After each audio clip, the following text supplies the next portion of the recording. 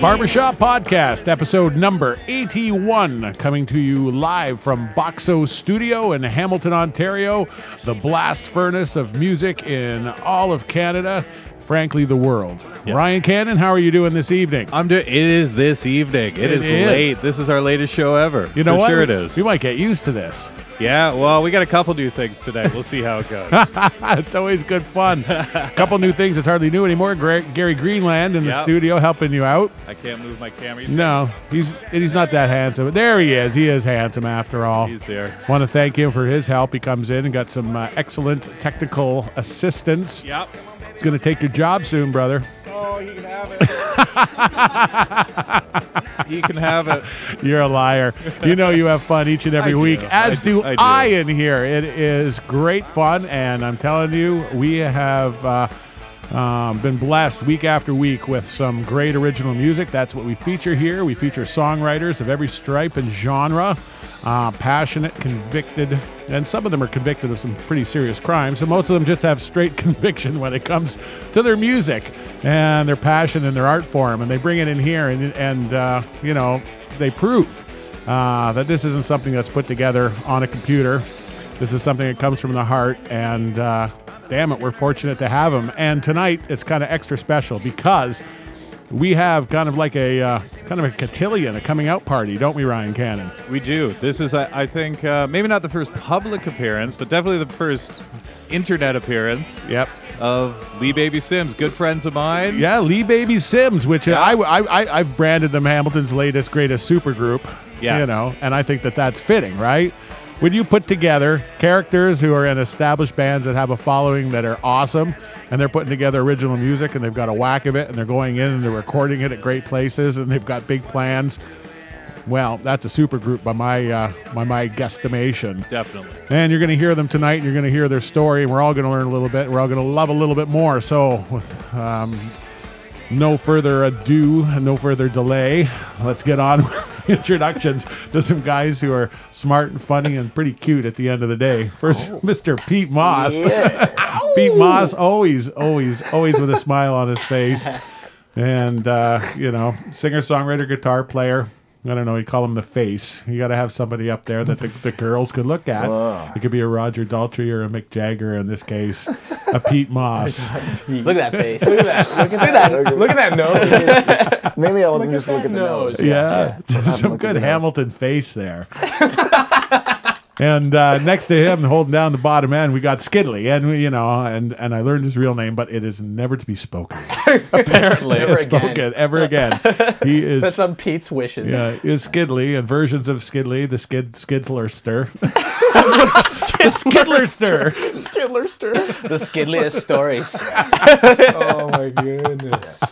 Oh, fantastic. And coming in with Adam Cannon, who, you know, if anyone has seen Adam drum, he is a fantastic drummer. And, you know, when you've got a three-piece, you know that each and every individual in a three-piece band is a good player. There has to be a cohesion, and to have a sound where you're not thinking, man, there's something lacking, means that you've nailed it. And these guys have definitely nailed it on the head. Guys, welcome. Thanks for coming to Barber Shop Podcast. Oh, thank you. Thanks for having us, guys. Yeah, it's been good stuff, right? Mm-hmm. You were in here last week, and you had some fun, and you thought, yeah, this is maybe a place where I wouldn't mind coming back to, right? Absolutely, man.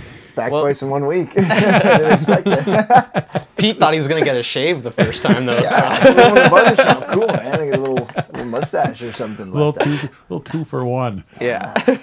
Well, we usually, you know, being a music-centric show, we like to learn about your life in music. So why don't we start with you? When did you realize that you were a musician? Probably not till I was in my early teens. I think my mom always had music playing around the house, you know, a lot of classical music, and like she always had like soundtracks, like the Lion King soundtrack and stuff, and like weird stuff. So I was always exposed to it. She got me piano lessons early on, and I didn't like them, you know. I hated it. I never went, or I would always try to get out of it or whatever. Yep, did that. And yeah, right. So did that, and then yeah, early teens. I think I got turned on to Bare Naked Ladies, and I heard, you know, whatever. You know, if I had $1 million, I'm like, that's so funny, and listen to that guitar, and then I got into rock and roll, you know, because I mean, I think it was grade 8 when I got my first guitar, which would have been like, you know, 2002 or something. So I was getting into, you know, I got all the Weezer records and Matthew Good Band and play some Weezer. Play some Weezer. Yeah. What's what?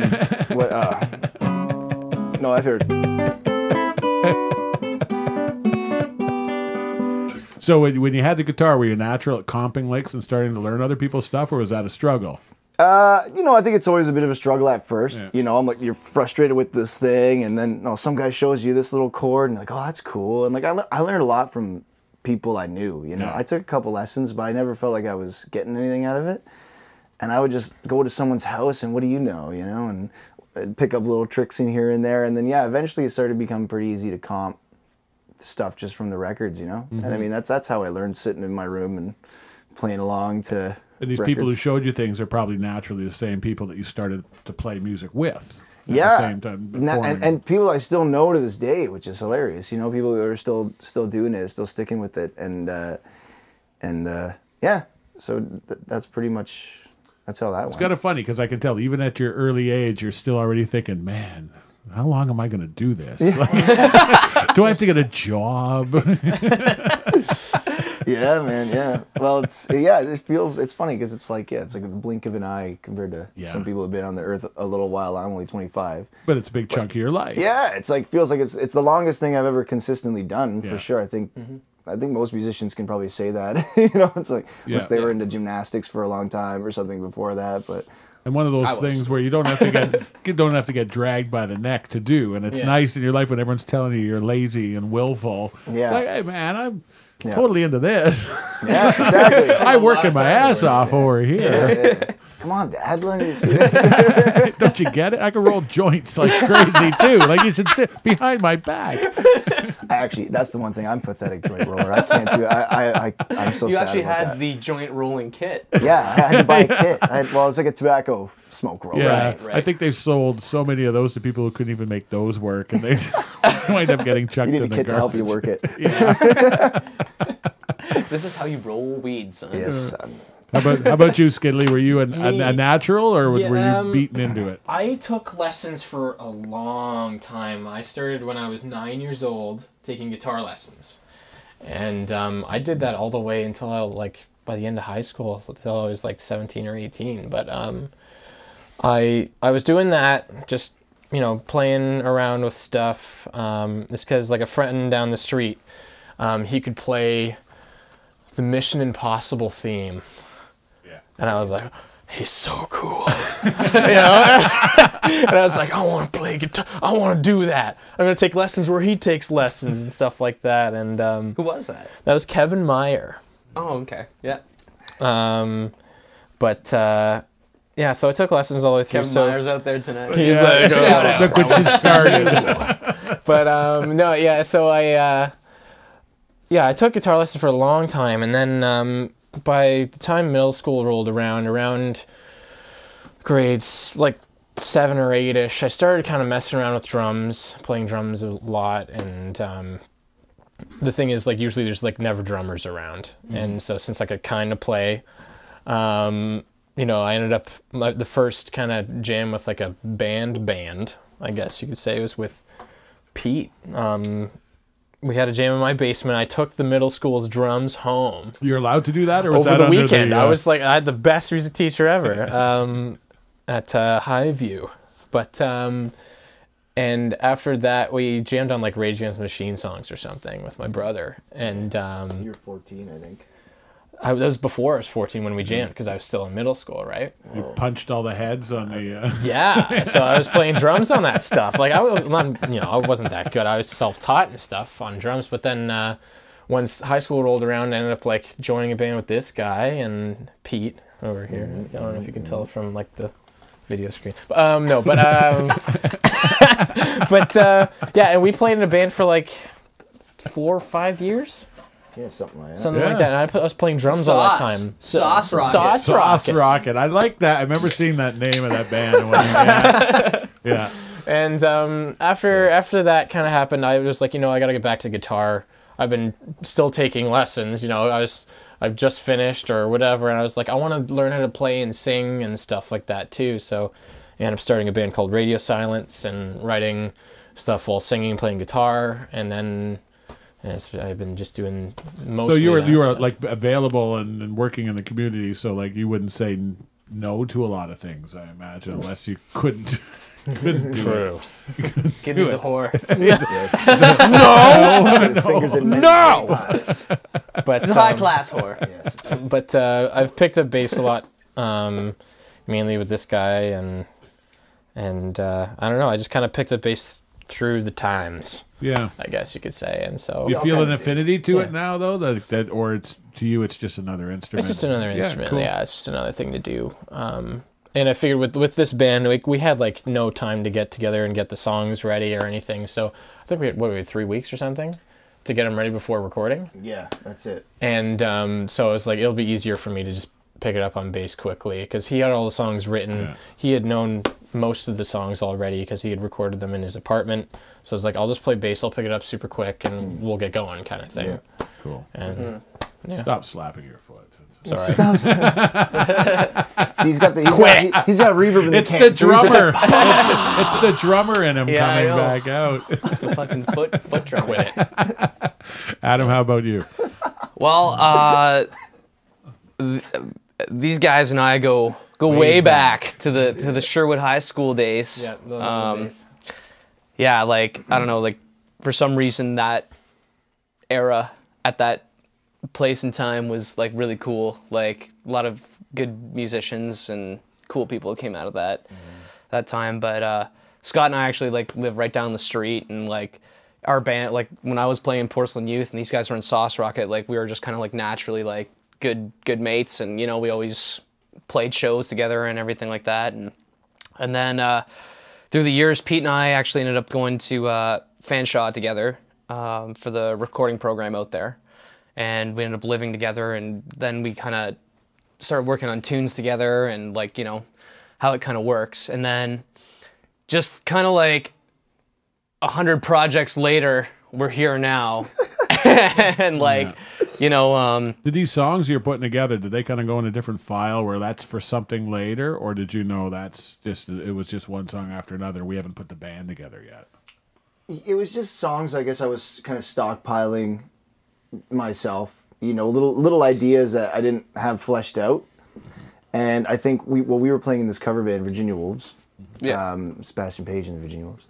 And when that kind of ended, I was like, well, what's the next thing, you know? And I had all these songs piled up, and I mean, we've been playing together, like Adam said, in 100 different outfits together. So I just said, let's just get together so I can have a place to put these tunes, you know, I got. And you can help me kind of make them into real things and help me arrange them and stuff. So that was kind of it. It was just a necessity to, you know, explore some of these tunes I had kind of kicking around in the closet, you know. Was there much downtime between bands, or was it like as soon as you... No, it was like right away, because like we had a really cool opportunity to record some tunes out in London. So we, you know, we just kind of jumped on it, and like Scott said, like Skidley. Skidley said, I said it! I wrote the freaking golden rule right now. You're cut off. You don't talk about Scott Club. Who's Scott? See, someone hiding back there somewhere? Rule 1. Rule 1 has been broken. It's official. But yeah, like I don't know. We like you said, like we had like a limited amount of time to get these tunes together. So it's just been kind of like, okay, now we're starting this now. You know? Yeah, it's great though. It's exciting, right? When you're gonna don't let it build no dust under your feet. Pete said it too. Like, you know, we were playing in a cover band for a long time, and like we kind of, like myself at least, you know, really identified myself with that. Like the kind of like, you know, gigging several nights a week, like, you know, playing James Brown and you know, Motown, stuff like that. And then like when that ended, like it was like withdrawal for a little bit, and then it was just like, okay, now we got this other thing to do. So it's like good, jump right back into it, you know what I mean? So it was good, like kind of like, okay, you have to do this or else you're gonna miss an opportunity. Implode. Right? Yeah. So it hasn't been long. How long, like, has this band, this configuration been together? 2 months, 3 months, 4 months, 6 months? February. Since February, Yeah. Yeah, so 4 months, I guess. Nice. Yeah. So you've done a lot of good work in that period of time, and we like to hear, a little bit of work. You're gonna wind up a song and give everyone a taste. Yeah, sure. Why not? All right, pick one at random and let us have it. Did you want to play Lucky tonight? Yeah, let's do it. Let's Okay. play Lucky we'll tonight. We'll ease it in. This is a nice. Well, I certainly feel lucky Lovely tonight. song. Here, Yeah. Barbershop Oh. Podcast, Lee Baby Sims.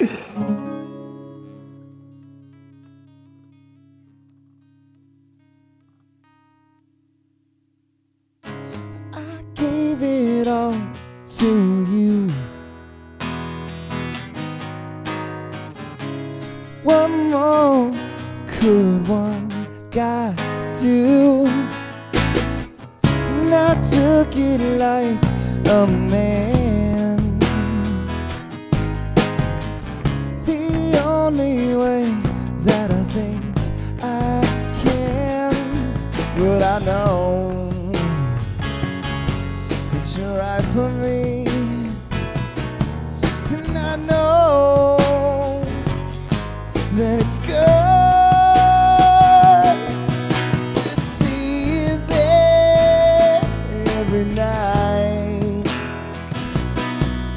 to know you'd care if I lied, and it isn't fair that I get to keep you for life. So feel lucky tonight.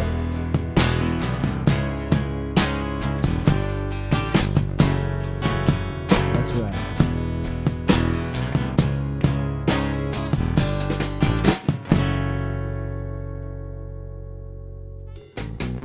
So long to the past.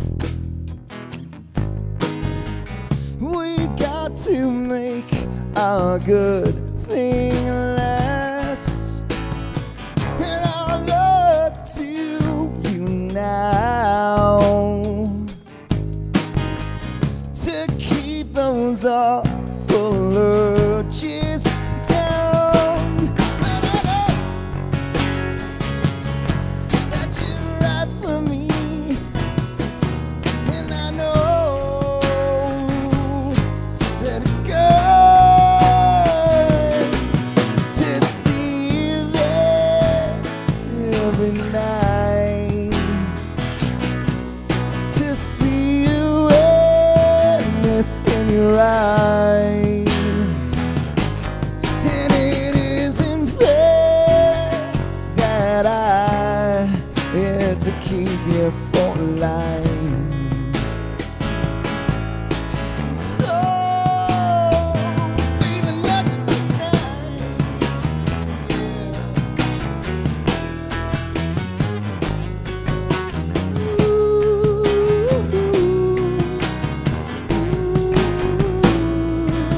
And I know that you're right for me, and I know that it's good to see you there every night, to know you'd care if I died, and it isn't fair that I get to keep you for life. So I'm feeling lucky tonight.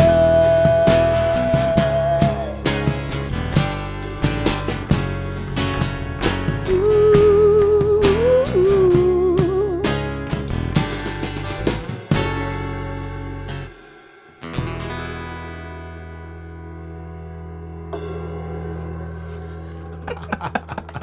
Lee Baby Sims on Barbershop Podcast. You heard them here, probably first, unless you're really lucky. Tonight. Tonight. You went there. Good segue. I just went there. Yeah. So the name of the band, it's a funny thing because you drop that name and I go, yeah, I know that name, and it's funny because it gave me a glimmer of hope because I work in this business and I have for a long time, and it's depressing because there's so much good music and there's not enough asses who go out and see music and support music, and I see your generation, the millennials, go out and there seems to be a disconnect with live music. Maybe if there's some Motown or there's something that's identifiable or not offensive that they can grab onto, but original music seems to be something, you'll see a band in there and they're somewhere else gabbing and they're not tied into it. And Lee Baby Sims is a name of Tom Waits' character in a Jim Jarmusch film. And I thought, man, there's hope for your generation. Not only do you guys play incredible music, but you kind of have an insight to what else is out there, and you're not scared of it. You embrace it. I want you to kind of talk about that. Like, what's your challenge with your generation and kind of connecting with them and saying, this is out there? Yeah, I mean, and there was a point where, I started to get into sort of stuff that was a little, off the radar, like Tom Waits. I got into Tom Waits through Primus. You know what I mean? Think like weird enough because he's the voice of Tommy the Cat, right? So I started to get into, things are a little off the radar, a little weird and neat, and and these black and white films, so yeah, I feel I like that we're kind of tapped into those bizarre things. I mean, Adam and I Adam's got crazy documentaries and things that he watches and sort of. It's like fringe stuff. Yeah, and it's the kind of when you take that in and you kind of filter it through, I guess, with what you do. But I don't know. I figured I wanted to do something real, I guess, and like you mentioned earlier, not from a computer or whatever, and computers help things. They're helping us do stuff right now. And nothing wrong with computers. It's just it's a challenge too. It's a challenge too to kind of like put yourself out there, like naked. Like right now I'm singing and I don't got some crazy thing coming back to me where it sounds like I'm singing into no auto tune on this show, bro. No, so and I think there's someone who's gonna go like their brain's not gonna get it and they're gonna flip it or they're gonna they're gonna go to. It's not familiar, and I'm not prepared to soak it in and go, wow. It's like it'd take a little while for it to soak in. I'm on to the next thing, but there's some people out there who still kind of dig on that stuff and they get it, and then they're guys like us, and so there's others out there. Exactly, and I believe if you have a core of influence and you influence those people, they'll bring, because there's intelligent people everywhere, and I think it's like job seekers. They've given up to an extent, but if they see a glimmer where it's like, I'll go out for that if I know it's there. So you have to work extra hard to say, okay, there's the salvation of live music. You just have to make it cool to them somehow, but I'm out of ideas. Picking your brain. Do you have you noticed as far as the live music scene? Clearly, you do it because you love to do it, right? Mm-hmm. Playing live is one of the reasons why you want to do it because you elevate. And after the gig, it's like no other job you've ever just finished. It's something that invigorates you. Yeah. But are you finding that as you do it more, you're getting more support and more people are getting it? Yeah, I think so. With all the projects that all of us have had and stuff like that, it's even with the group of people, our friends and stuff, friends and family, they kind of, since they've seen us and all these other things that we've been doing musically, they're kind of, there's almost okay, if they're doing this, it's going to be good. Yeah. So I might, I'll come, I'm going to have a good time. Yeah. And I'm going to enjoy myself. It's just having that within a group of people in Hamilton is fantastic. Yeah. And the community of musicians is really good and tight. Mm-hmm. And if you impress those 10 guys who are also amazing musicians, their fans, are also going to hear about it and want to, attend. Mm-hmm. That's it. Yeah. Do you find that your uniqueness is something, clearly, and one of the things I really like about you is it's not contrived. You don't have a plan going, this is what we have to play and this is how we have to sound in order to attract someone. Being yourself, is this even a question or is it you just play? Well, it's funny though, because you said something earlier that made me think of where these kind of songs are coming from, from my perspective of where like Pete as the writer is kind of like when I hear these songs, like it's just like they're just things that are rolling around inside him that he's just trying to get out, right? And it's real. And as far as like the playing goes, like we just play for what's best for the tune, right? Like but as far as like the uniqueness goes, I think like you just like it's coming from this guy's head and heart, and then we're kind of like just doing what the ether is telling us to do. And so you don't do a lot of hard ass arranging. You trust their self production. Yeah, abilities. I mean, sometimes I have a pretty clear idea, but usually I'm like, help me arrange this, do some shit to it, because it's like I only have one side of the story, Yeah.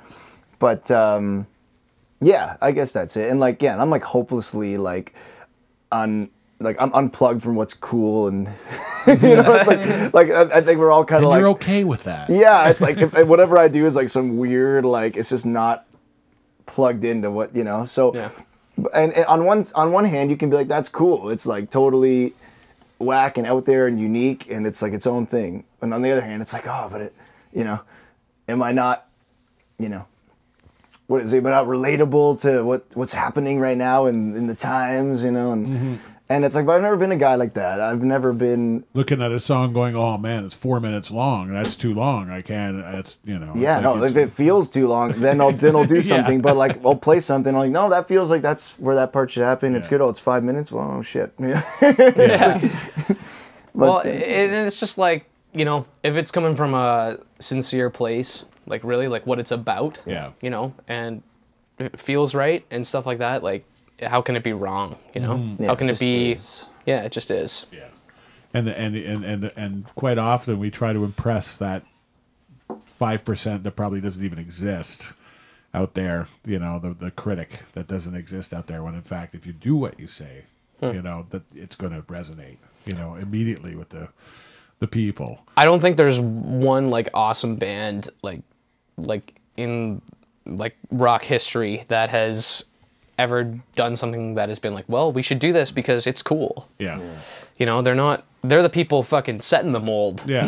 Not the ones fitting into it. Yeah, I remember Gene Simmons in that Rush documentary, and he's like, the thing about Rush, they sound like Rush. They just, like them or don't like them.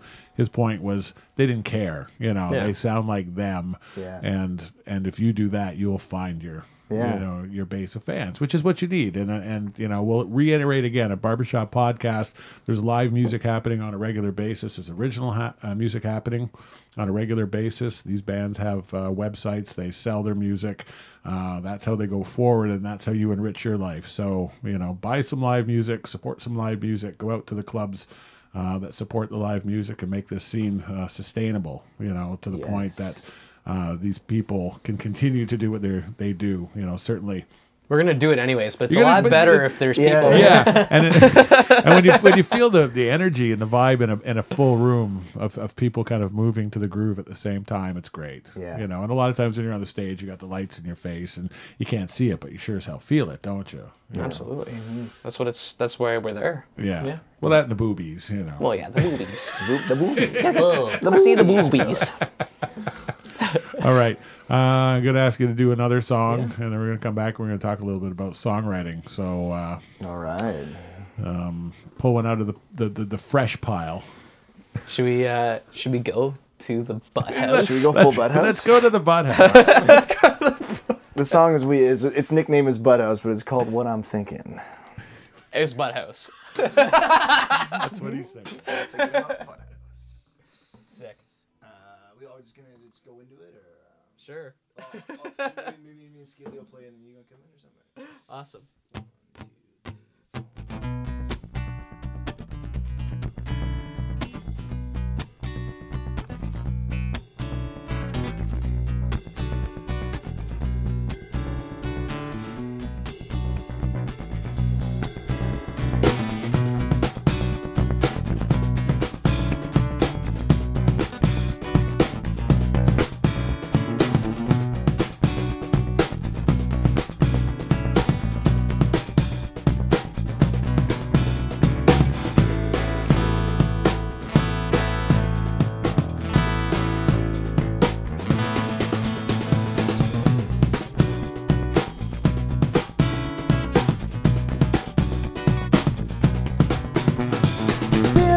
now that feel the attack on this one. Spinning away, give it a name again. But you seem to know what I'm thinking.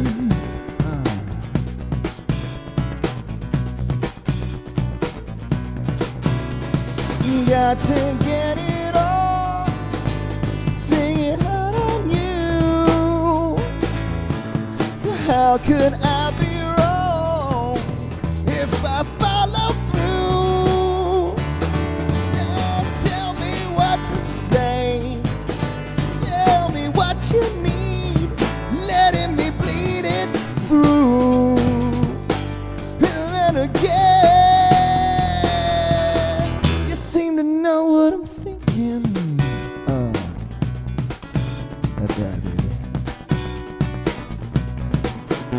Now back on the street, I was looking to meet my savior. Down in the gutter, looking for brother man. But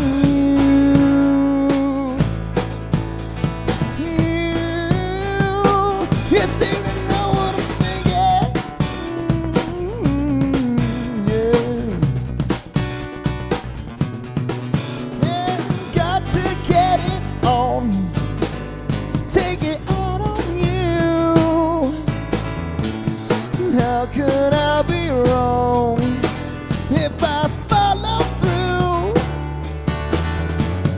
Tell me what to say. Letting me bleed it through.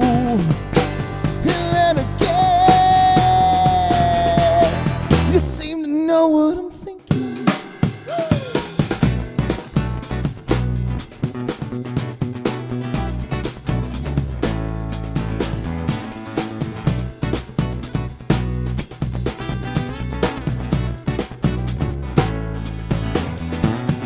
Got to get it but take it out on you. Now could I be wrong if I follow through? Yeah, got to get it on, but take it out on you. Got to get it on when I follow through.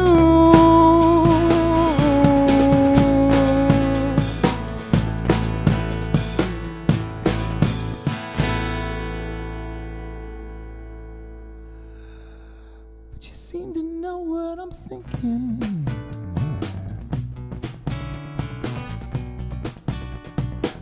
You seem to know what I'm thinking.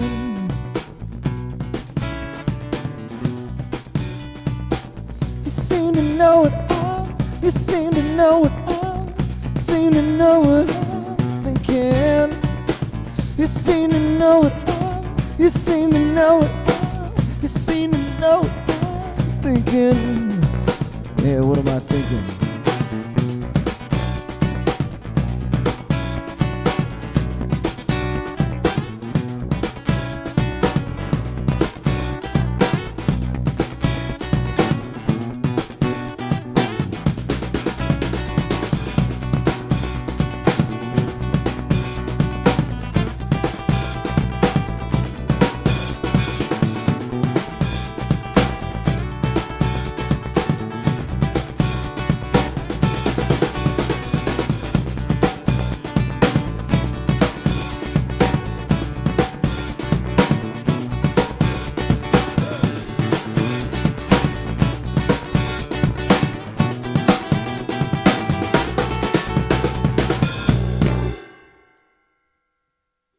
Hell yeah. I seem to know what I'm A big ass rock song stuffed in a little box. It just doesn't end, does it? Making it like an ice cube. Lee Baby Sims here at Barber Shop Podcast, brand new supergroup right out of Hamilton, Ontario. You got a gig coming up, don't you? Super. Yeah, we got a gig. You got a gig coming up, and I'm excited about this because this is going to be a big gig. Yeah. Because it's, it's at a couple gigs. Couple gigs, but the next one coming up was June 28th or the 27th is a gig that we're sort of hosting. I was drinking at the Doors one night, and I was like, we always had such good times doing gigs there. It's laid back. They don't charge cover. It's kind of like just having a big party.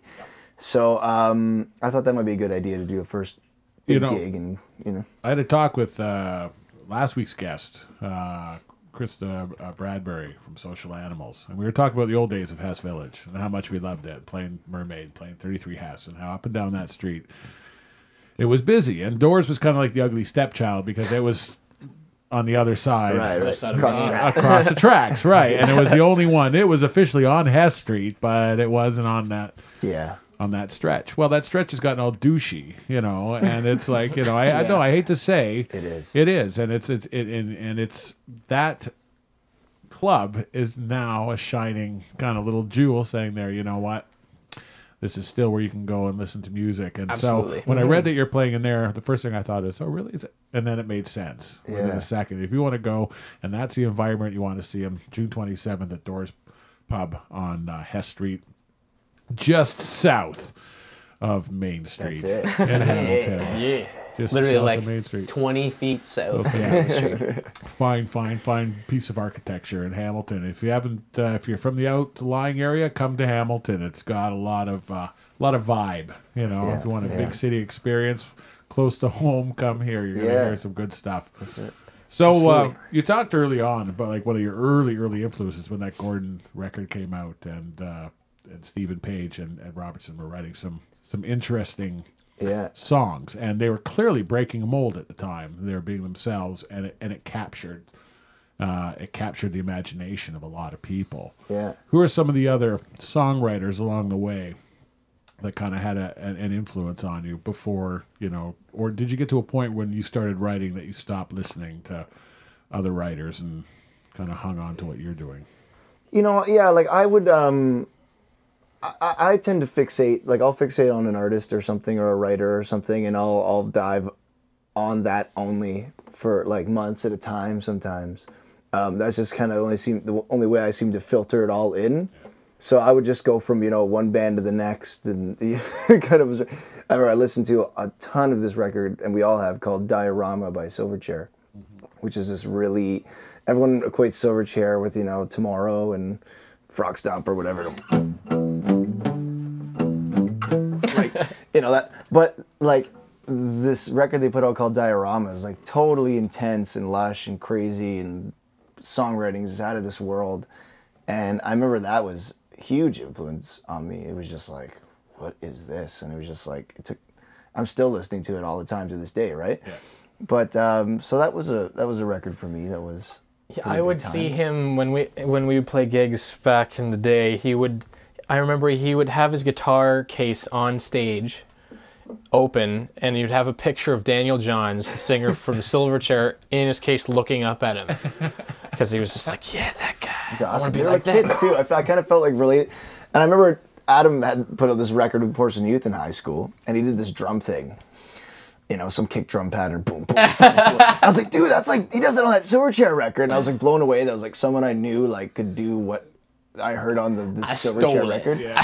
Stole it. I think it was cool though. I was really into that band because they were like, they were older at the time, but I'm listening to these records and they're 17 Records. and I'm like, wow, these guys are young. We can do it. I can do it then if they're 17 and can rock out. So when they came out, that's one of the first things that in their press was like, these guys are young and they don't sound like it. Yeah. Mm-hmm. That record that Pete's talking about though is like, it's seriously beyond, and like not a lot of people know it, and it's kind of like the record company hated it, and it was just kind of like, okay guys, you know what I mean? They didn't push it in the States. Yeah, and quite often, especially once they've had some sort of commercial success, quite often it gets panned that their follow-up record isn't that great, when in fact it is. It's fucking great. Yeah. But the record company doesn't buy into it because it doesn't sound like the one that sold already, right? Yeah. Where the band is already on to the next thing going, no, you got to, Yeah, exactly. Yeah, and the thing that people don't realize with like that band too is that like they end up putting out that Young Modern album, and people didn't like it and stuff like that. But it's like they started when they were like 16, 17, and their first record, super grungy. And then it just kind of slowly changed over time or whatever. It's because people's like musical influences or their what they like changes when you grow, right? So it was the same for that band. How can you expect someone to play Frog Stomp all the time? They wrote it when they're 15. When you're playing it when you're 25, you're gonna feel like a fucking idiot. You know what I mean? Like, what am I doing? Yeah.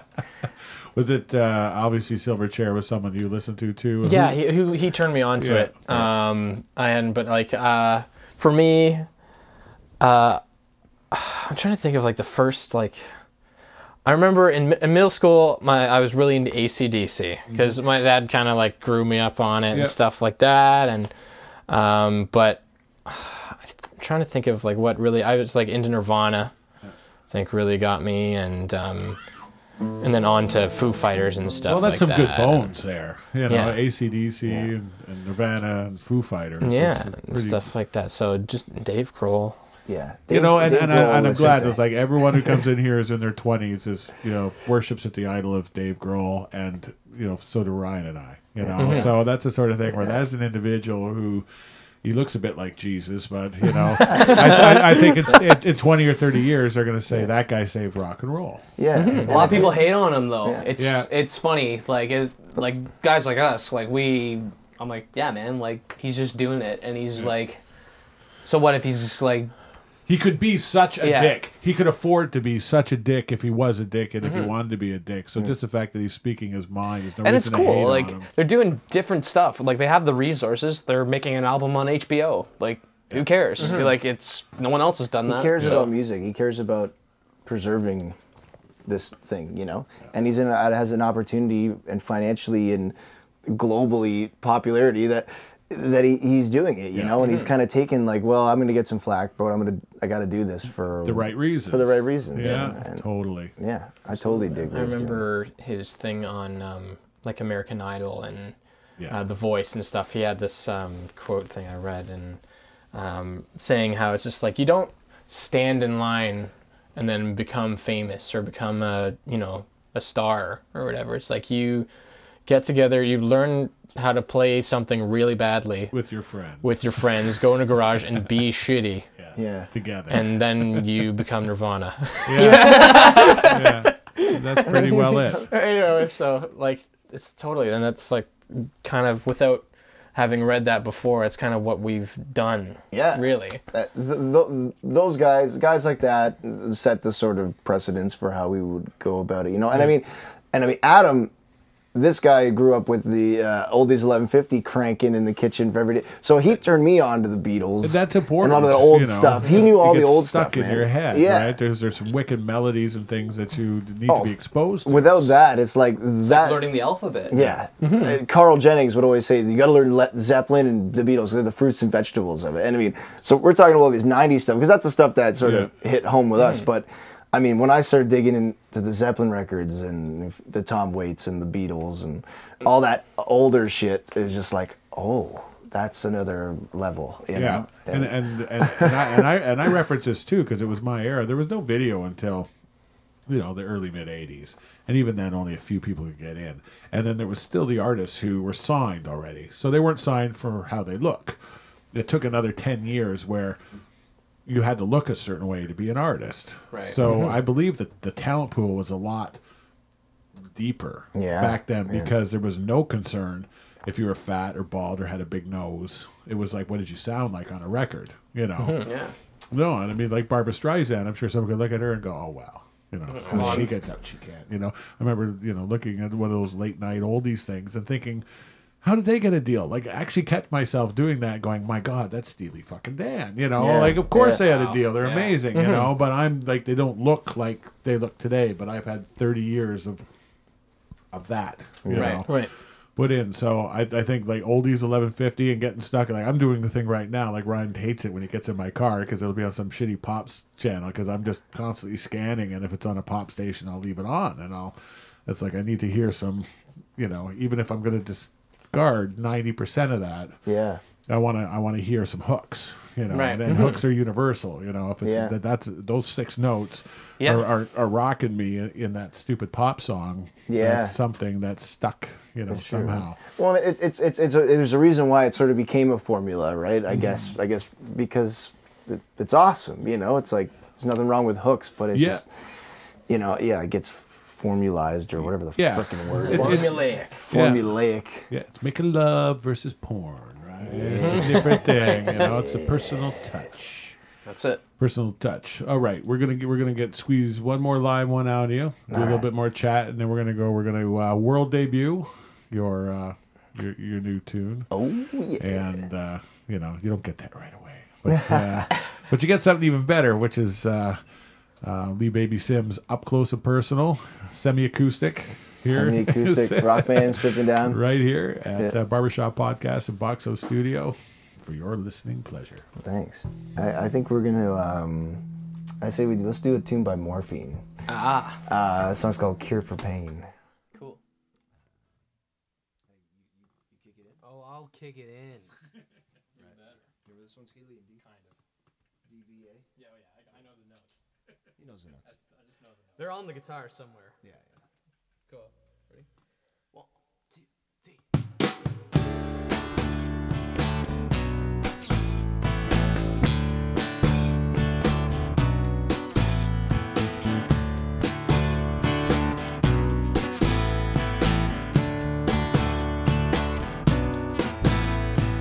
Where is the ritual? And tell me where is the taste? Where is the sacrifice? And tell me where is the faith?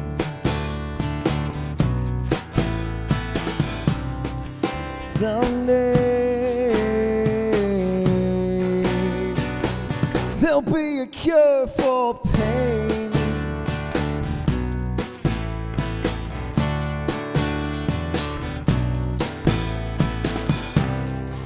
That's the day I throw my drugs away.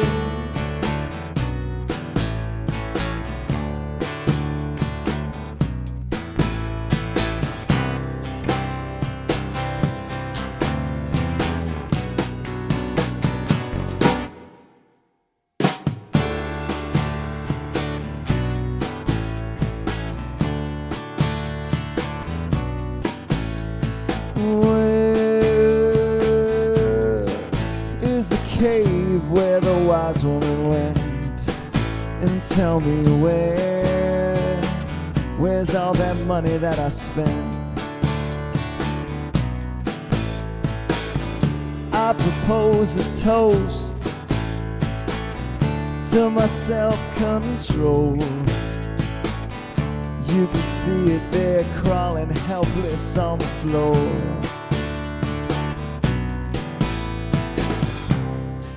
Someday there'll be a cure for pain.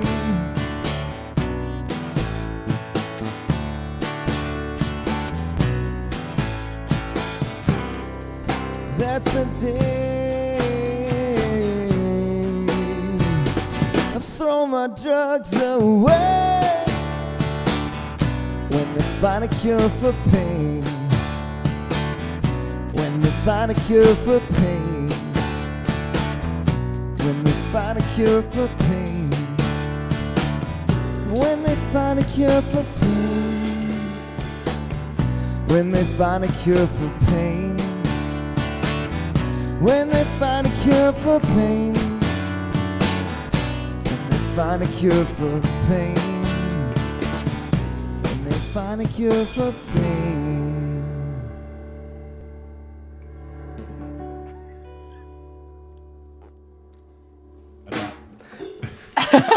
little A little bit. It's live. There you go. Live music. Little morphine, which is in fact a little cure for pain. And well, you know, cure for pain is music, you know, and love. And I love good music, and you guys certainly provide it, as do we each and every week. Ryan Cannon, I need you to go through the list of what our dear listeners could do to help us here at Barber Shop Podcast share the love and share the music each and every week, so more people can get tuned into just what's going on here in Hamilton. Well, of course, barbershoppodcast.com, facebook.com/barbershoppodcast, @podcastbarber. And yeah, that's it. Yeah, just Google that shit. That's it. Google that shit. Google that shit. We are there. Put it in the Google. We're in the Google.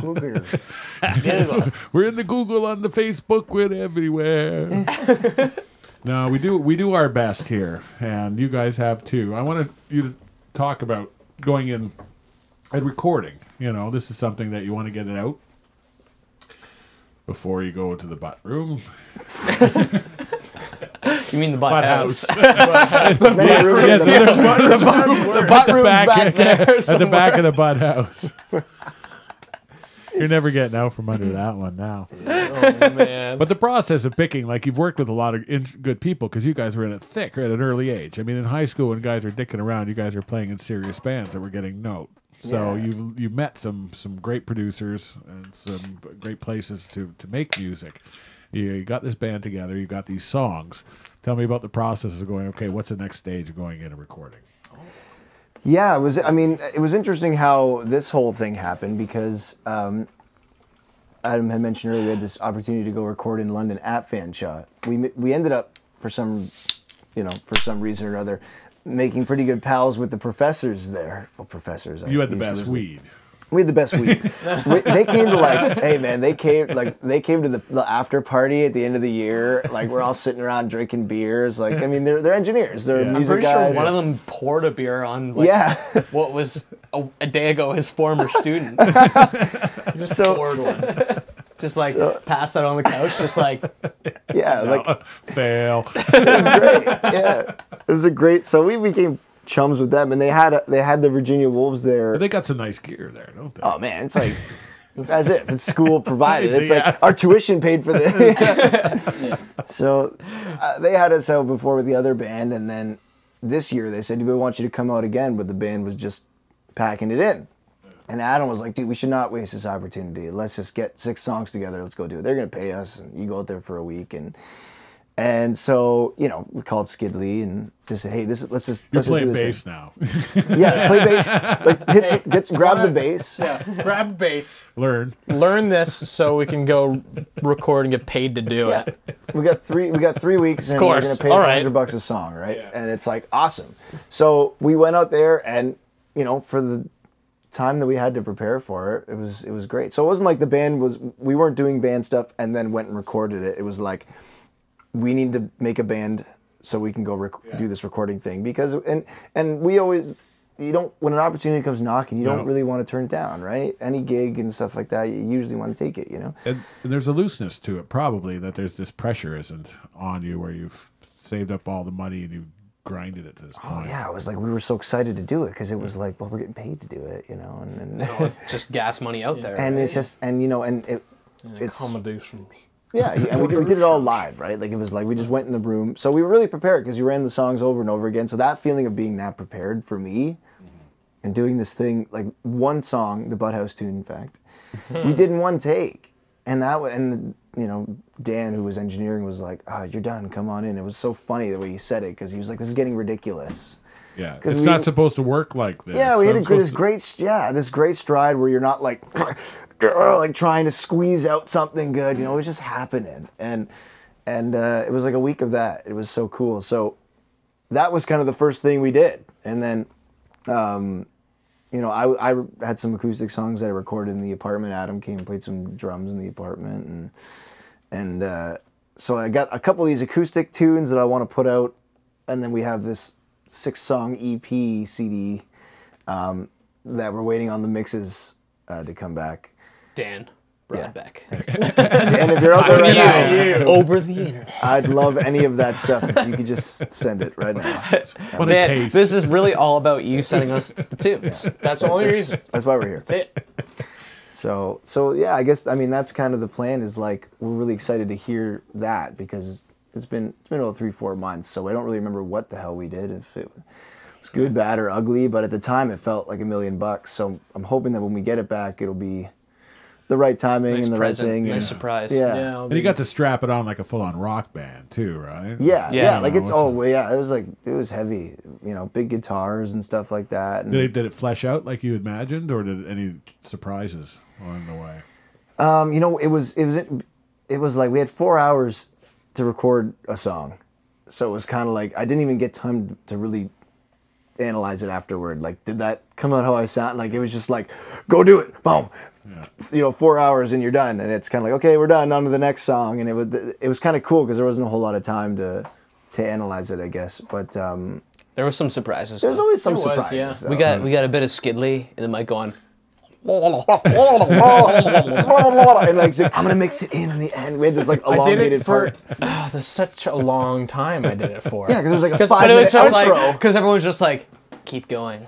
yeah, Like yeah. as Some I'm guy doing comes it, up to me, he's like, I just made that my ringtone. yeah. He's like, yeah, I put it on. I They put it went on the with that server. 99 cents. Yeah, he's like, I put it on the server so everyone here can download it. I was, Just like a track of Scott going. it was a stupid joke I made, and Regretted it ever since. he was just like, keep going. Like it was It's like somewhere in that huge song. giant outro. It's a bit of magic. And oh man, it's probably gonna like verb it out and delays and. That's what's taking so long, I'm sure. Yeah, it's just that. on that one part. that in That's there. it. I That haven't explains got it everything. just right yet. You're so right. Yeah. Well, we're gonna play. We're gonna world debut one of these tunes. Stick in the Mud. Tell me about this song.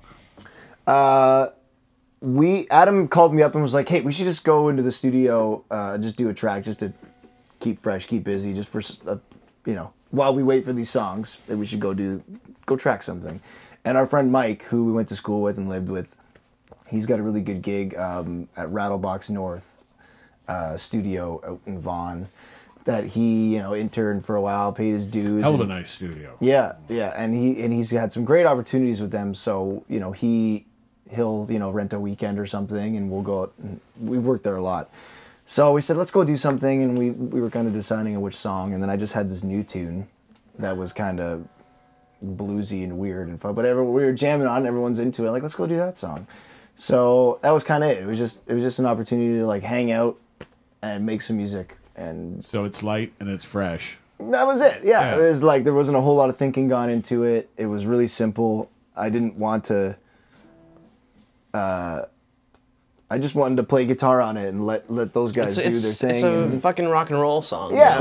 it was like Back to the Egg. We keep saying that because Yeah. especially after the cover, we sold all our gear, and we're like, what am I gonna sing through? I got this wedge thing here, and it's like, oh man, we're like back to It's like back a, to it's the a egg, keyboard man. amp. Yeah. Yeah, it's, Like even a today, keyboard instrument. today before we came over here, we were rehearsing for this other gig we're playing Art Crawl, this sort of semi-acoustic setup this Friday, and at Dr. Disc if you want to show up, yeah, Which you do. which you do.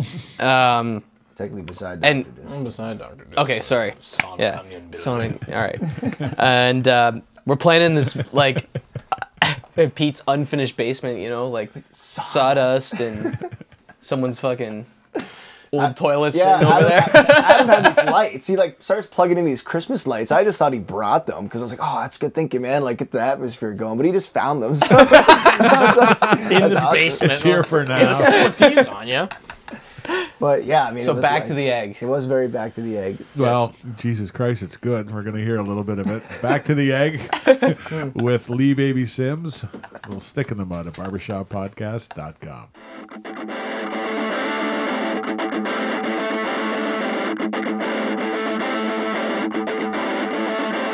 I see London, I see France, I see freedom at a glance, and I know I read faces, I read books, I see people's dirty looks, and I know know. And it's not my place to judge, not my face to smudge.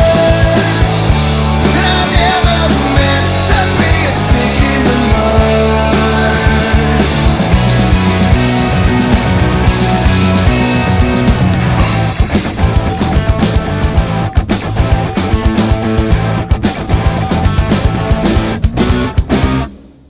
I've been moody, been depressed. I packed all kinds of shit into my chest, but I know I've been better, I've been worse. I rode shotgun in a hearse, and I know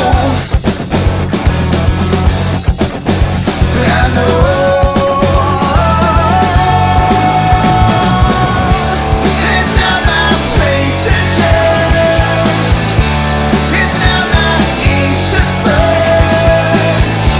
I never meant to be a stick in the mud. So pull me out, pull me out, pull me out, pull me out.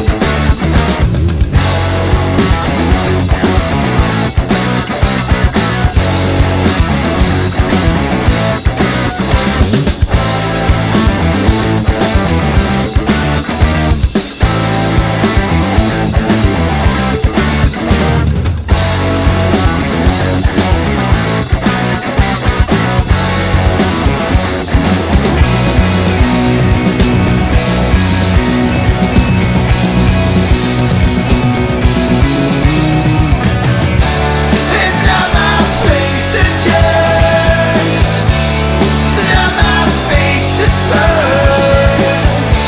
I never meant to be a stick in the mud. I'm not the only one not having any fun. I never wanna be a stick in the mud. I never wanna be a stick in the mud. I never meant to be a stick in the mud. So pull me out, pull me out. Yeah, and that's a little bit of rock and roll there, isn't it? You gotta oh baby. We did that. You know, so clearly you're pleased with the results and where it's going, right? So you've got delusions of grandeur now. You're going to take over the world. You're going to stomp it under your feet. I mean, it happens, right? I mean, you've got talent, you've got drive, you've got ambition. You guys are funny. You guys are smart. You're good writers. You're good players. What's the missing element? What do you need? What do you need for full world conquest at Money. this point? Money. No, and that's what we talk about quite a lot around here. Is it's a DIY industry. You know, it's like there's no white knight who's going to come in and pick you up and do your publicity and do your promotion and do that stuff. You have to do it yourself, and you have to raise the dough yourself because it's an expensive proposition to record and to promote yourself. And it's difficult to recoup that money in the traditional means. So tell me a little bit about the lessons you've learned over the years of like what works and what doesn't. You know, what do you do to let people know about what you're doing and how you're doing it? Well, I mean, I'll straight up, I'm the worst one to field that question at all. That's your gig? Oh, I don't know. I guess so. I guess it's falling upon my shoulders. Yeah, like, I don't know. It kind of reverts back to what we were saying before, though. Like, I feel like, and it's funny because my girlfriend said something to me the other day. She's like, most people that, like, are doing what they love, but are, like, you know, kind of in a rough spot or something like that, they're like, just on the verge, but they quit, it's usually right then. Yeah. Right on the brink. That if they would have just kept going a little bit longer, they will succeed, right? For us, I guess it's just kind of like, you know, we've been doing it for so long. It's clearly what we're going to be doing with our lives. I don't know how to like build things or mud drywall or anything like that. You know what I mean? Like I'm terrible at any of that shit. Like you give me a drum kit and I can count to 4 and hit shit. Sometimes 3. 3. He's good at 3. If you want to play some country, do some waltzing. So it's just like, you know, I guess for us it's just like, you know, there's a lot of logistical things, but like at this point for our band, it's like we just need to like just be pure attitude and emotion, and just like any experience I've had before where it's been successful, like where things have just happened, it's been because we're just doing what the universe is telling us to do. Yeah. You know what I mean? And the online presence and things like that, and you know, promoting yourself and all that stuff is huge, obviously. But I feel like if you don't have something to promote, then everyone's really concerned with you. Okay, you got to get online, you got to get a Twitter and this and that. I'm like, yeah, I get it, but it's like I feel like you should really probably put the majority of the work at the beginning into establishing something, or you know whatever, or totally like getting something together and then going from there, right? So I feel like that's just in my head, that's where I'm concerned with at this point, you know, like. And for us, it's like you know, like we're at the point where the rocket ship's 10 feet off the ground, you know, it's going to take the most fuel to get it. Yeah. And then once, you know, hopefully, and that's every experience I've had before in any other band, that's like where the thing just starts kind of working itself. It's like you put all this energy and this effort into getting the thing off the ground, and then once it's in the fucking sky, you know, it's doing it itself. The effort's a little bit less, and it's just it's very well put. Yeah, I think that's the case in a lot of ways. It doesn't matter what you're doing, you do it with conviction, and don't give up when times get tough, you know, because you know, I think if you're deluding yourself, you know, half the time you're not. You're telling yourself that you're deluding yourself, but it's just maybe a little quiet time when you're not getting the support or the feedback. And regardless, if it's something that you love doing, do it. You know, do it. Sure. Don't do paintings because you have to sell paintings. Do it because you're an artist and you love to paint. And with music, it's a bit different. It's still an art form. People can take it or leave it.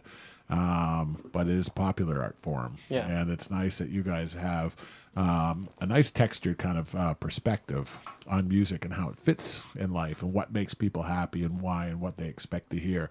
And, you know, the number of bands you were playing, and I've seen you in a couple, clearly, you know, you grab the room and you know how to move butts. And I think before minds click and activate, you have to move the butt, right? They won't listen to your they won't listen to your lyric twice. The key to music is to move the butt. To move the butt into the butt house, and then First. Eventually to the butt room, and then the butt. Especially when when you start off with this thing, right? You're playing bars, you're playing rooms where the lyrics are not intelligible. Yeah. When I go to a show, I don't remember what every word was, if I remember any word. You know, at this stage in the game, I think it's about doing something is so sort of simplistic and, like you said, move the butts or just have some type of groove or something that's really easy to get in that type of environment. These bands, they move up into the theaters or club with better sound systems. Then you can hear the words. Then they can play some sort of 9-minute like intricate thing. It's really cool because they have a bigger light show or bigger setup or whatever. But you know, like we're playing the Doors or clubs like this. I feel like it should just be really straight. You know, that's how you move people up to the front of the stage. Yeah, right? It's like, I want to hear what that motherfucker is saying. Yeah, you know? exactly. You and know? then you can kind of you move up from there. You know, like I don't sit down and with my notebook and try and write a whole bunch of deep shit and like, you know, I mean, I remember listening to Dave Grohl interviews where he's like, I was writing lyrics, you know, on the back of pizza boxes before I went to go do vocals, and then, you know, we won a Grammy for that one record, you know, and it's like, so it's all subjective, I guess, but you know, if it's cool, I think you just try and make it cool for yourself. And, feel it before you think it. You know. Yeah. So Well, let's feel a little magic. We got a few more tunes, things you're going to spin for Yeah, us. So, we do, so play a little something for us. Captivate our audience. Play us a ditty. Play us a ditty, song and dance man. all right. What are you thinking? Some quicksand? Yeah. Oh, I got some too. Oh, he's capoing. B flat. Tune that E string to a B flat. It's a B flat world that we live in. Lights and shit, humming that shit.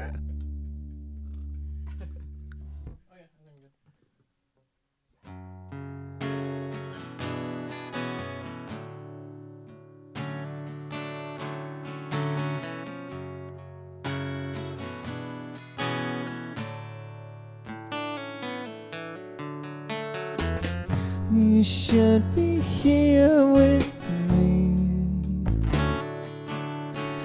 We could move along.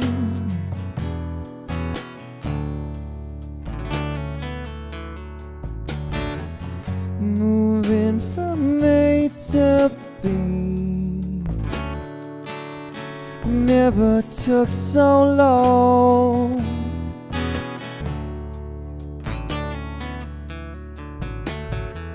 But there's always something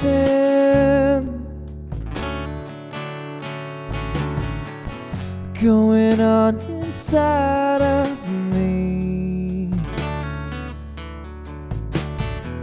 There's always someone looking out for me.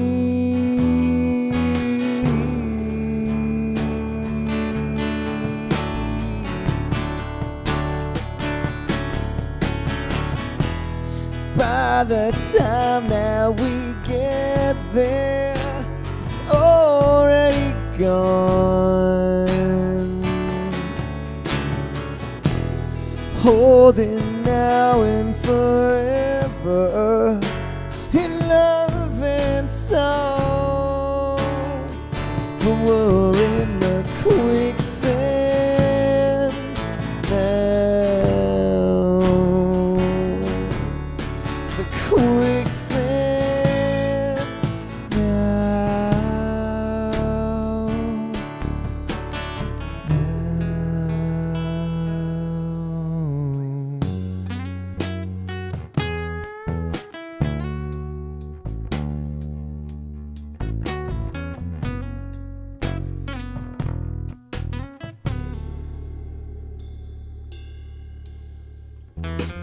You should see what I've seen.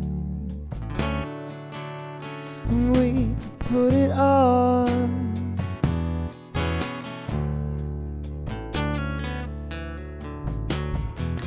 Sinking in apathy never took so long.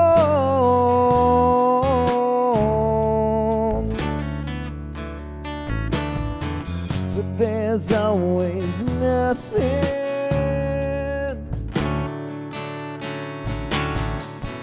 going on inside of you.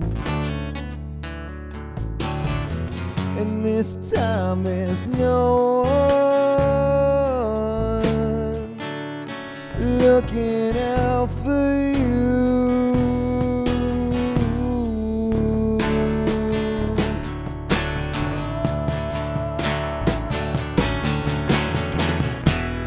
By the time that we get there, it's already gone.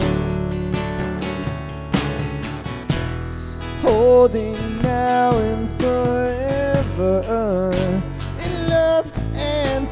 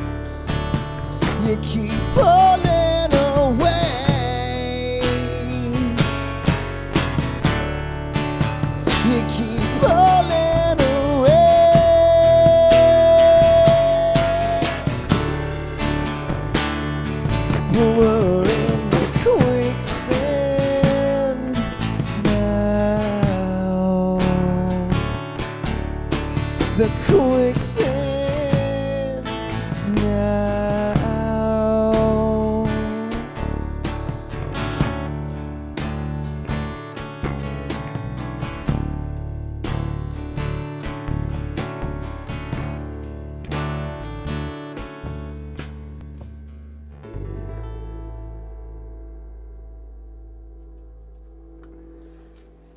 Baby Sims with Quicksand on barbershoppodcast.com each and every week, bringing you the very best in Hamilton music and musicians live from Boxo's studio, Hamilton, Ontario. So I imagine you guys have swung with some pretty good musicians over the last 15 years or so. Some people have probably really helped you out, probably helped you get to where you are today.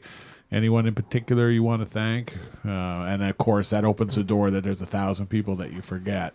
Yeah. But it's I keep getting back at this. It's a community, and it really is one that you meet people. They introduce you to other people. It's welcoming. You know, it's like people who get excited for you for what you do. Very little of that small backbiting that happens in other industries. And I don't know if that's the way it works everywhere, but certainly here in Hamilton, I've found. What are some of the things, or who are some of the people, that, or some of those moments, those pivotal moments in your life that kind of changed your direction? Well, I don't know. I'm just gonna say, pipe up. Yeah. Pipe the fuck up, mate. We were talking about like the Jennings boys and the Carl Freedom and, Train and I was just watching those guys work and work a room in a bar or something like that, and it's just like, holy crap, man, like. And generous and genuine and open and curious. And it's crazy. And I mean, like Carl, like I worked with him in the studio since I was like 13, right? And he was just like the first guy to take me aside and be like, "Hey, man, like you should probably learn how to play to a metronome." Yeah. You know what I mean? You won't get fired this way. So like that was kind of like my first like real like, fuck, this guy knows what he's doing. Seeing him play and stuff like that, it's like, holy fuck. Even now, it's just like, man, the amount of time that guy and all those guys have put in, And for all of us, I mean, like Skid Lee recorded an album with him too. And you played on, yeah, so it's like he taught me how to. He taught me a lot of things that like I still like use to this day. He practically taught me how to sing. Like I was singing with my throat too much, and the techniques you have to use to be able to like save your voice and still like be able to rip it, but even though you're not, kind of thing, or so. He taught me like how to do that through recording with him. Like it was like I was learning as well as getting, working an album out with him, and I learned a lot. Yeah, I really learned a lot from that guy. Yeah, and he has had genuine interest in bringing new young talent along too. Yeah, that's probably like his forte.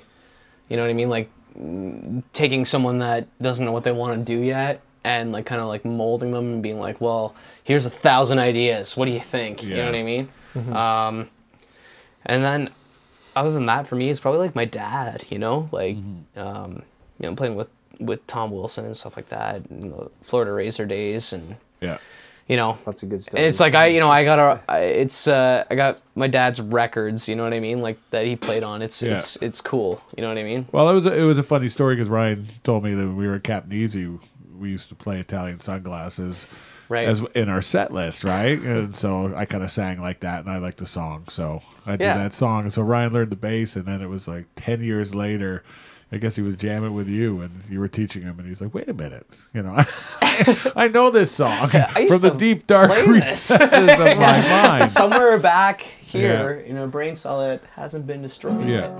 So being raised in a musical family, having the instruments and the records around, plus the culture, where it wasn't looked on as all those guys. So like Dave Rave, and even the guys that they played with in the band, like Carl Cassie and Jason Avery, like those guys, like just sitting around on my deck in the summertime, like hearing those guys play, it's like, whoa, you know what I mean? Like as a young guy, like, this is something you could touch. It was real. yeah. So, and to know that that's like part of like Hamilton, and there's this like lore, you know, about it, and it's just like there's something really cool going on here, and but yeah, like I mean, like we've even branched out though, and like, you know, there's people that we went to school with and stuff like that that are like just like mind-blowing talents, like, you know what I mean, like that have relocated to all over the country and abroad and stuff like that.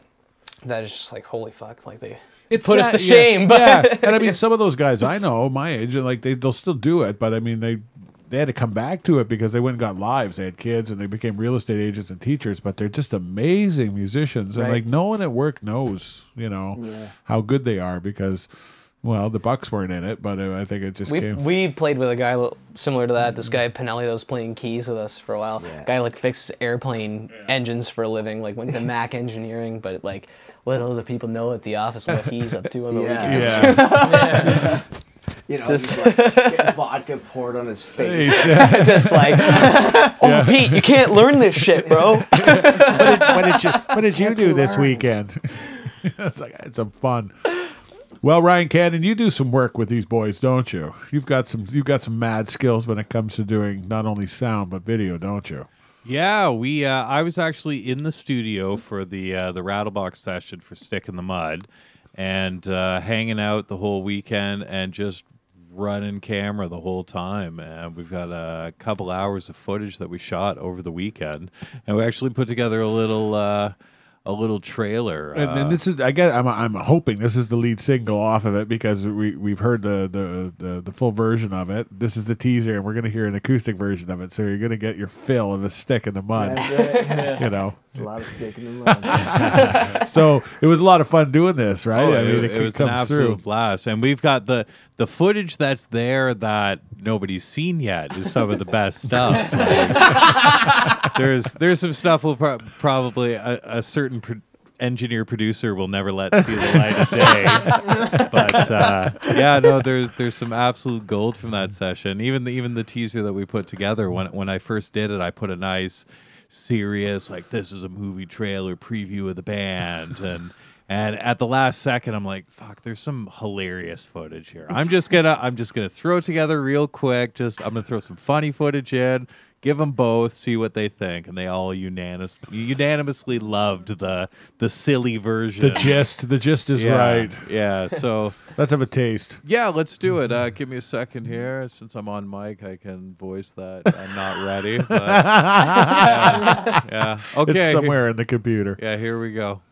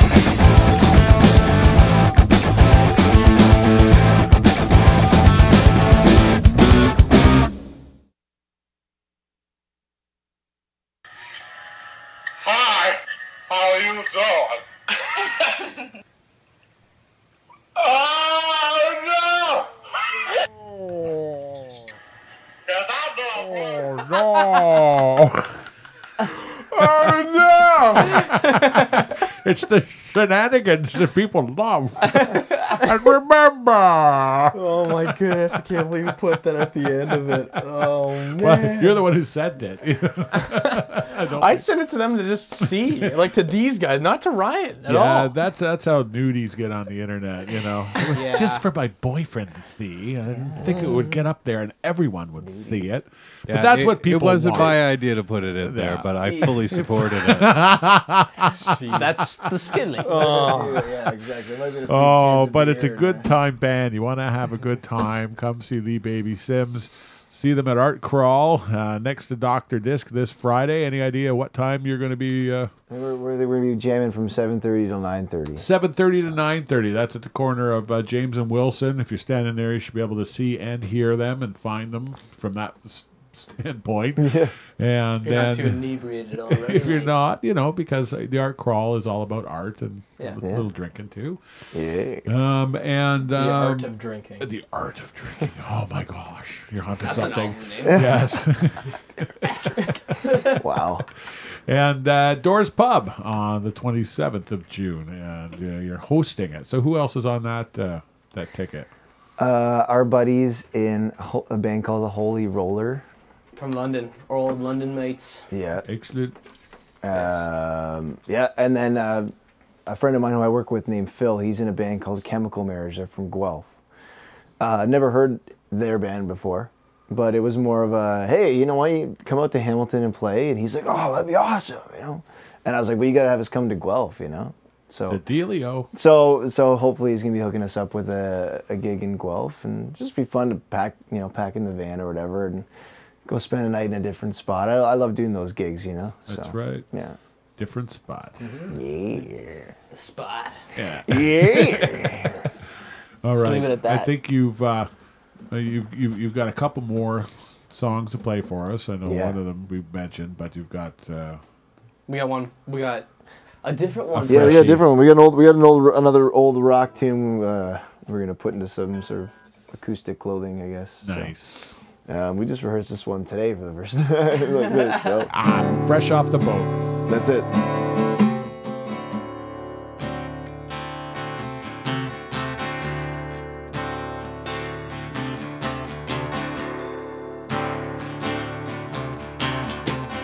I wanna fall by the wayside. I wanna forget my name. The years I spent on the sidelines, I never got in the game. But now what's the point? The answer points to me. When it came time to be something I thought I would be, but I guess we'll wait and see. Yeah.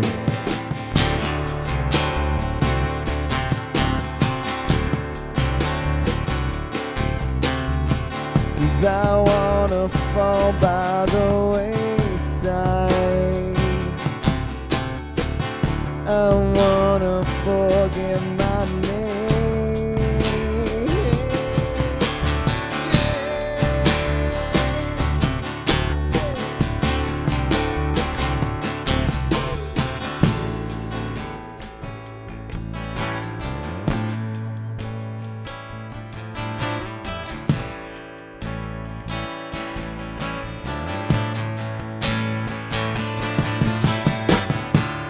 What will they do with me? Whatever needs to be done, what will they offer me? Another day in the sun, but I wanna fall by the wayside. I wanna forget my name. The years I spent on the sidelines, I never got in the game.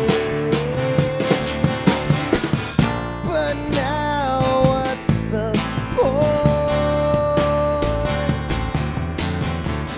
The answer points to me. When it came time to be something I thought I would be, when it came time to be something I thought I would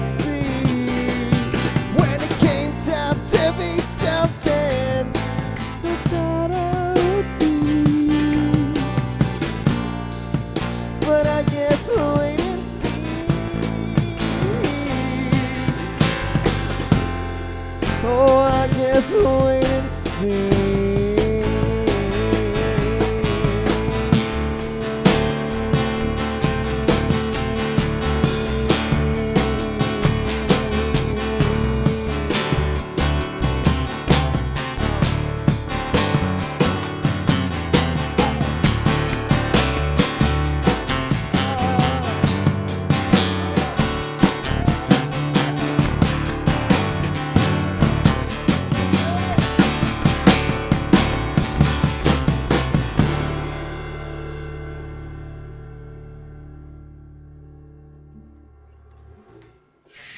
Sounding good and looking good, boys. Here, Thanks, Kev. yeah, the Lee Baby Sims is doing a good job here at Barber Shop Podcast. Oh, I sound like that chick on CH Morning News. That one sounded a little familiar. Yeah, I'm over here at Jim's butt shop, over at the butt house. I'm not gonna. I think I'm in enough trouble. Lori DeAngelis. Oh, Coca-Cola. Okay. We're gonna come here over here. Holy smoke, it's with the Lee Harvey Baby Sims. Knew that one was coming. Yeah. Eventually. But in a derivative world, you guys are unique and you're fresh and you're fantastic, and I am in love as I am each and every week. Okay. Rarely disappointed with any kind of clunkiness or crappiness. It seems to flow each and every week, and this week is no exception. Really excited about this band and the future. I'm glad that we have you in at this stage anyway. When we're still like When you're still an embryo. This is forming early up. on. Yeah, This is you've early got on, yeah. you got features and stuff, you know. But you're still in this nebulous, you know, where you've got the stuff. But for me to ask you, it's like, well, what are you playing? What are you going to call the album? You don't know a lot of this stuff yet, do you? Right? No. You've got to put that together. Yeah. Just So takes time. this is the time for the buzz building. This is the time where you're getting. It's like, I knew that band when they played their first, second, third, fourth, fifth show. See them, you know, are going to have a great time, guaranteed. Stick in the mud, you know. We saw the teaser, and we heard the rock and roll version that was recorded on the big board with the electric guitars. But clearly, it's a killer song, and by request, you're going to do You're going to get right back at it and do a acoustic version of this song. Yeah. And this is one where you can lean into it a little bit and hear the profound lyrics Oh, yes. that are in them. Because Pete does not write fluff, does he? That's right, Kev. It's weighty. Bum fluff. It's weighty. It's a meaty one. It's really deep. You gotta pay attention. Pay attention this time. This is your take home version, guys. All right. Stick in the mud.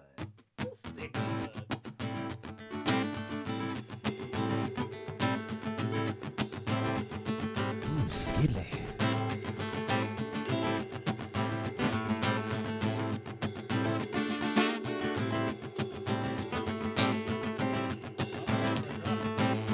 I see London, I see friends, I see skidleys, underpants, and I know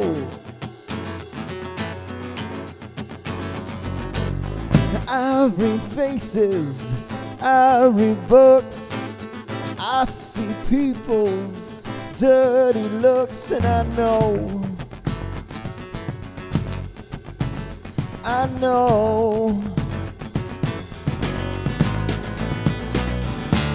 that it's not my place to judge, it's not my face to smudge, and I never meant to be a stick in the mud.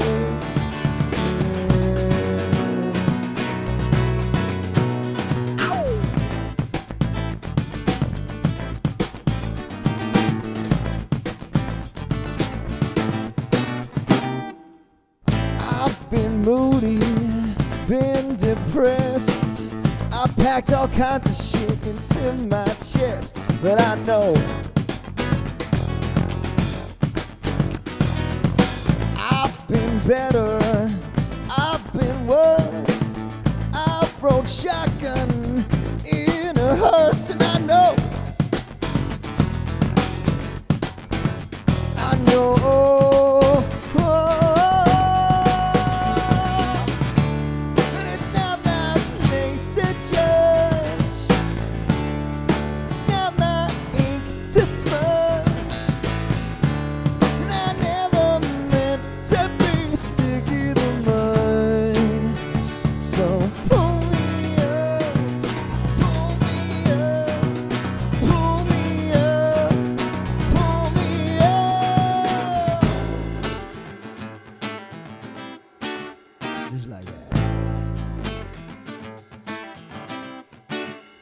Ooh.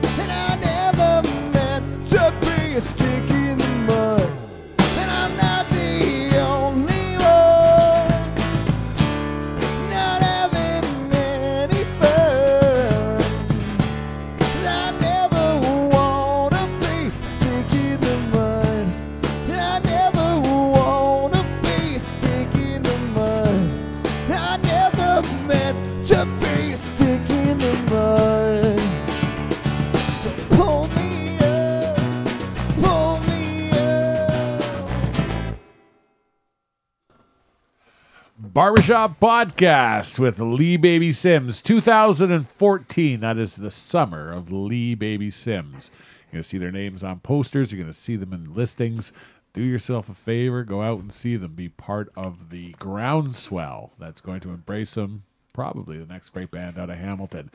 For Ryan Cannon and Gary Greenland, I want to personally thank Pete Moskidley and Adam Cannon for coming in and joining us at Barbershop Podcast on this Wednesday, wrapping up at the stroke of Thursday morning on our latest, greatest episode ever, Barbershop Podcast. Yeah, we broke some records. We broke some records. Yeah. Some records. Yeah. And I want to say this. Anyone who ever said no one goes to war sitting down never drove a fucking tank. Okay? These guys rock sitting down. As do I. Thanks for coming out. We'll see you next week, guys. Take care. Adios. Bye. Bye, Ma.